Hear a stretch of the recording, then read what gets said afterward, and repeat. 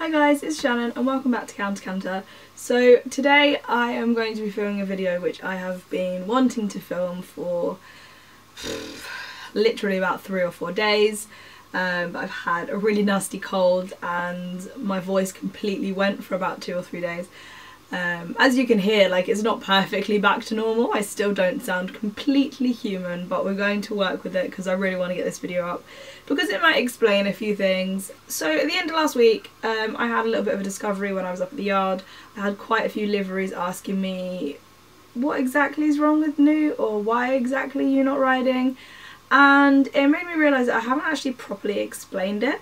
So I posted on my Instagram, asked what you guys thought, if you'd want to see a video like that, even though it might be a slightly longer one, just explaining the ins and outs of why exactly I've not been riding, because it might clear up a few questions.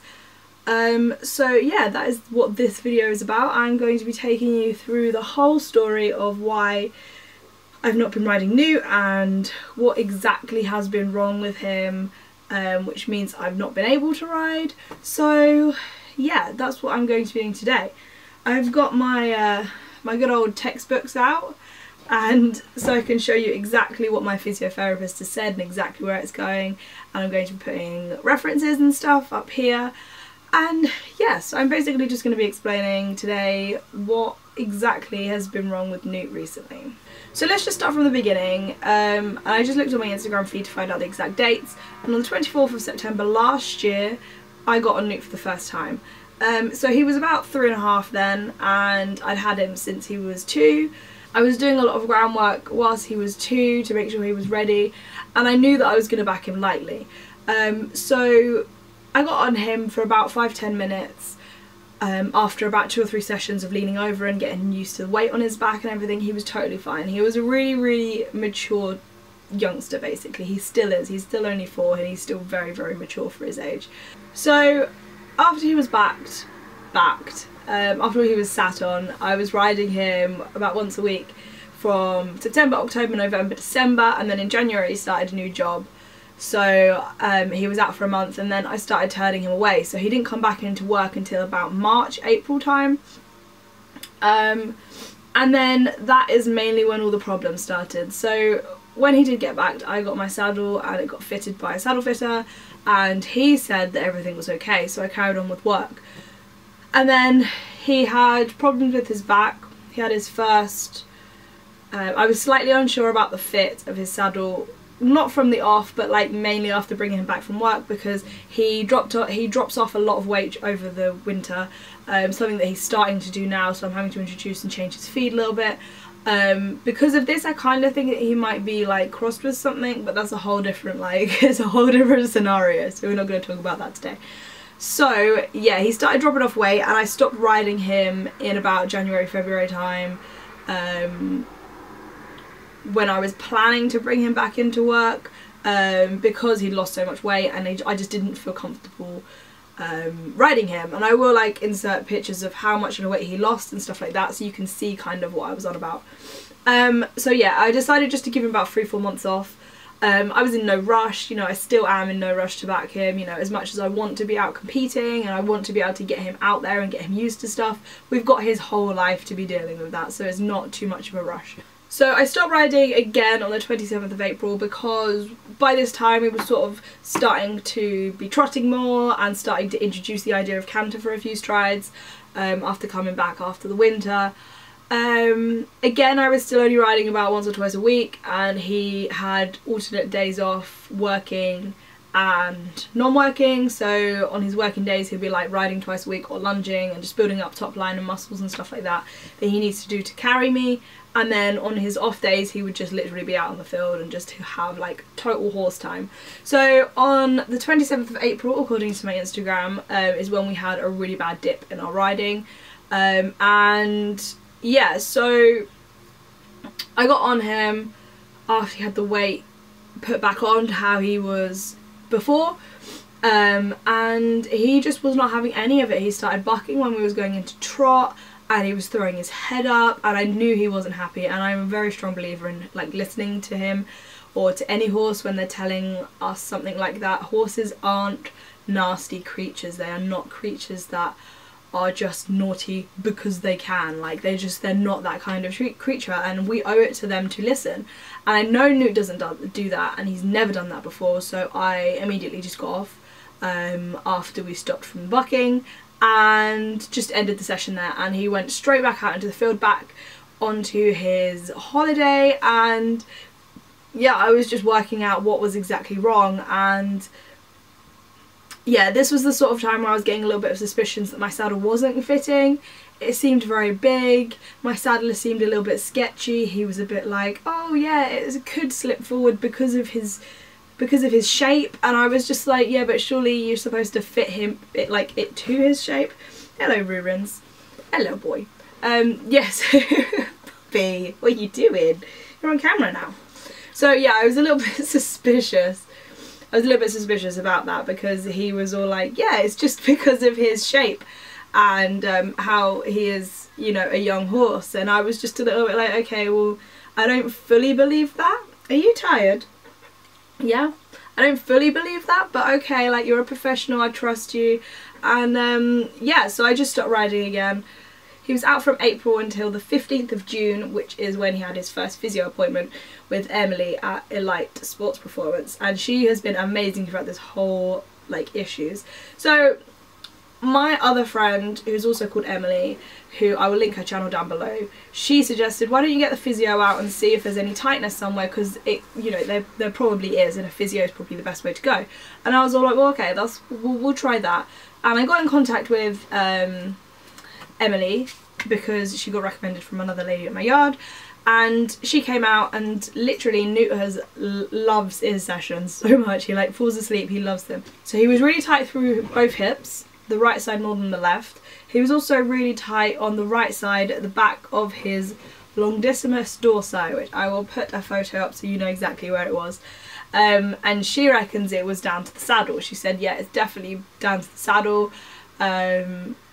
It's because it doesn't fit properly. And I was all like, okay, I thought that was the problem. So she did her magic, and I had the saddler out the following Friday to fit it. She gave me the notes. She's really good like that. She gives me all of the notes for me to print out and keep in his files, so I know exactly what's happening and his progress and things like that. I'm just that kind of owner, basically. So yeah, she was really good, and I got the saddler out. And this is when I sort of like, I was not okay with the saddler I had. He didn't even look at the notes. He was just like, yeah, it's fine, we'll just add some flocking and just rebalance it. And I was like, okay, well, you're not even going to look at the notes, like what's going on? Obviously I'm not going to say the saddler's name, because I obviously don't want to upset anyone or anything like that, but this is just my opinion, and just, you know, how this whole process has happened for me, basically. So yeah, he came out, he refit it, basically by putting flocking in. He was in between gullet sizes. He was fit with a medium. He said that he was in between a medium and a medium wide. Now, I'm not a saddler, correct me if I'm wrong, because I don't know, I'm not a saddler. So would you not like fit him in the medium wide, and then maybe put a half pad in to just fill in the gap whilst he's still growing? Don't know entirely, but yes, he said, oh no, it's fine if it's on the narrow side. And I was like, okay, well, surely that'll pinch.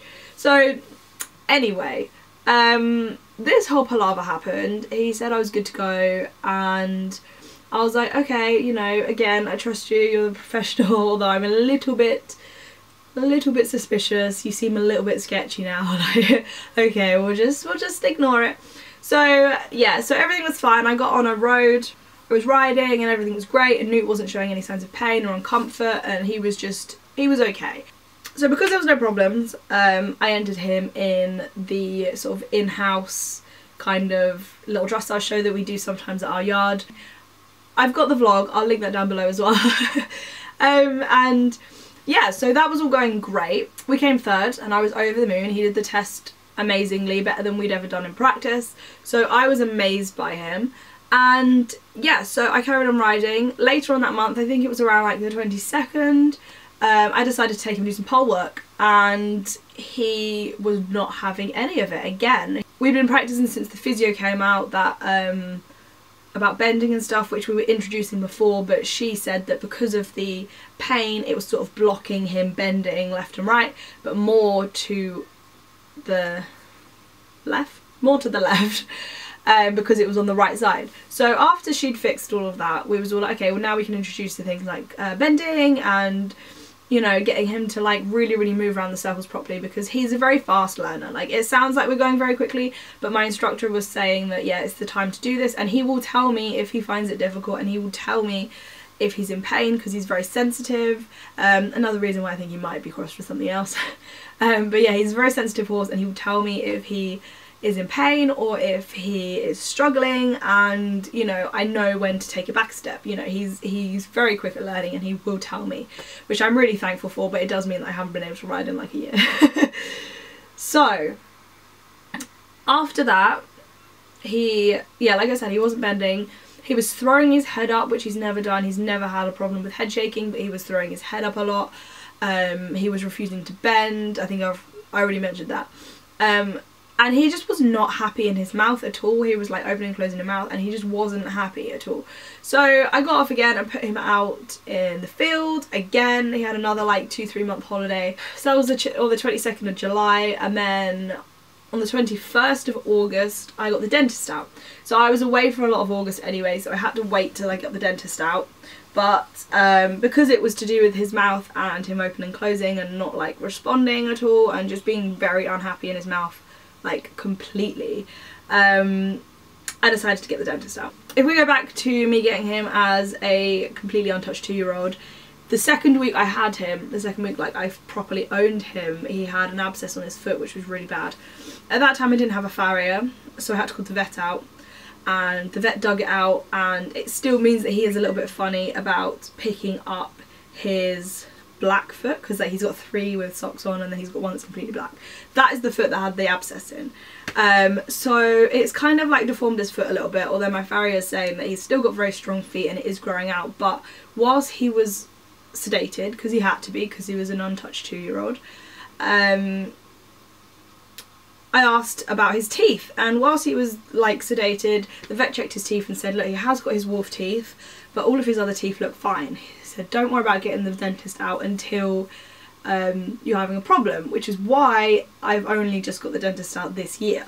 I've never had a problem before, he's been fine, and every time he's had his booster jabs, because he also didn't have those when I got him, every time he had his booster jabs, I've had the vet check them, and the vet has said, you know, yeah, it's fine, he's still got his wolf teeth, but his teeth aren't causing any ulcers or any problems or anything.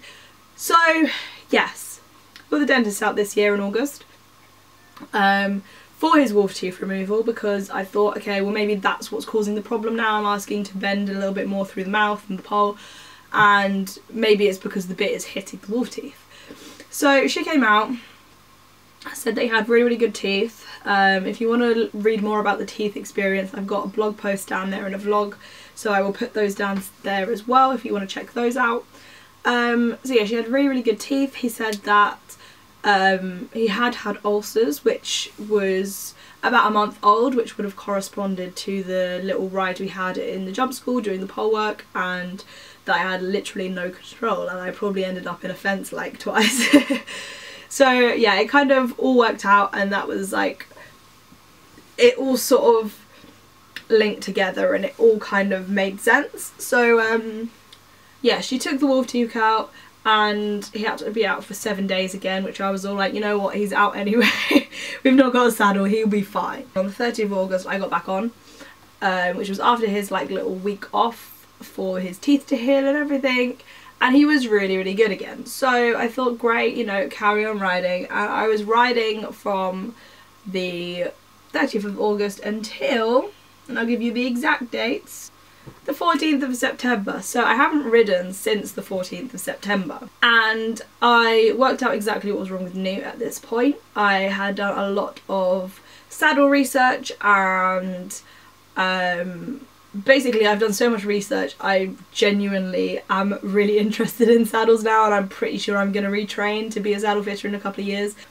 So if you're unaware, your saddle bearing area on the horse's back is from behind the shoulder to the last rib. So the space that Newt was carrying his saddle was from his behind his shoulder, but the saddle fell off of his last rib by about ½ inch. and that caused the saddle to shift forwards when he's working to then sit behind that like last rib where it's supposed to sit, but it did mean that the saddle was rising way too far up his neck and over onto his shoulder and restricting the shoulder movement. So the saddle was sitting like this, and then as it shifts forward it sort of goes like this, so the back of the saddle is then pushing into his back, which is why he was getting that tightness and that pain in his back muscles and all over his like hips and stuff, because it was just pushing like this every time he rode, and every time he went into canter it was just pushing down on his back, which was causing the bucking. I then noticed that he has a very forward girth groove. So if you're unaware, the girth billets, I want to say they're called billets, I actually can't remember, is that really bad? So the saddle billets need to sit parallel to, like, you know, it needs to sit straight. Newt's ones were sitting very far forward even though he had an anatomical girth, because his girth groove was that far forward. And then the action of the girth wanting to sit in the girth groove and then the saddle being off the last rib, those two things were pushing the saddle to be sitting pretty much on his withers. So it wasn't very comfortable, and that is why he was bucking, and that's why he wasn't bending, and that's why generally bad rides, not great. But I have been recommended a saddle fitter from my physiotherapist, who obviously if she's going to know who has good saddle fitting skills, it's going to be her, because she deals with like their clients' backs. So she said that this one lady who was almost up near London, her clients have really good backs and there's not been any pain or anything. So I'm going to be getting a saddle from her. I've sold my Thorogood. Like last month or something I sold it, so I'm now saddleless, so that is exactly why I'm not riding. So yes, on the 1st of November she will be coming down. It's very pricey and I will obviously end up buying another saddle, which if she hasn't got any second-hand ones that fit means that I will end up having to buy a new saddle, which I didn't really want to do as he's only 4, but it's going to be an adjustable one, so it should last him about 2 or 3 years. So hopefully more than 2 or 3 years, but you never know how them youngsters are gonna grow, you know? So yeah, I hope this video has sort of explained a lot as to why I've not been about on YouTube at the minute, and why Newt isn't doing anything. Alongside this though, we have got some really exciting videos coming up, and one of them being the giveaway that I promised like in the middle of the year for the 3,000 subscribers, which I'm really grateful for. So stick around, and if you haven't subscribed already, hit that subscribe button down below and the notification bell to make sure that you are kept up to date and that you will be the first to see when the giveaway video pops up. Okay guys, so I'm sorry for my voice, but I will see you guys in our next video. Bye!